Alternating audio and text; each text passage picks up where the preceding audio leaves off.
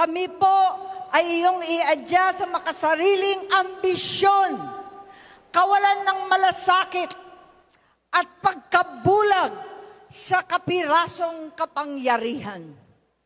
Palakasin ninyo ang kalooban at kalusugan ng mga pinuno ng bayan upang makapaglingkod ng mga katapatan, simpatsya at pananagutan.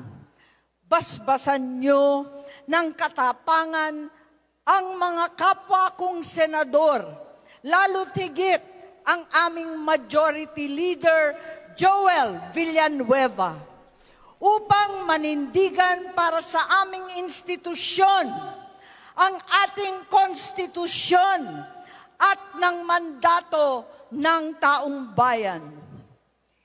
Ipaalala po ninyo, mahal na Panginoon, sa Kongreso na sagrado ang tiwala ng bawat Pilipino, na ang botong ipinagkaloob sa bawat halal na pinuno ay bunga ng kalayaan at demokrasya.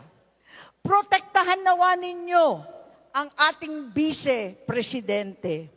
Ang kagandahan taglay ng kanyang puso, pagiging matiisin, mapagpatawad at mapagkalinga.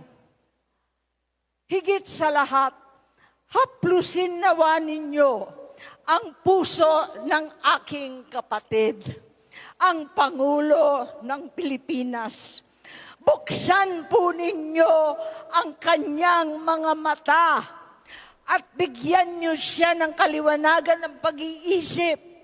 Gisingin niyo po siya at ilayo sa mga demonyong nakapaligid sa palasyo. Ipaalala ninyo sa kanya ang pangarap ng aming Ama para sa ating bayan. Maging gabay, sana ang kasaysayang humubog sa aming pamilya. Napakinggan niya ang sumamo ng nakararami.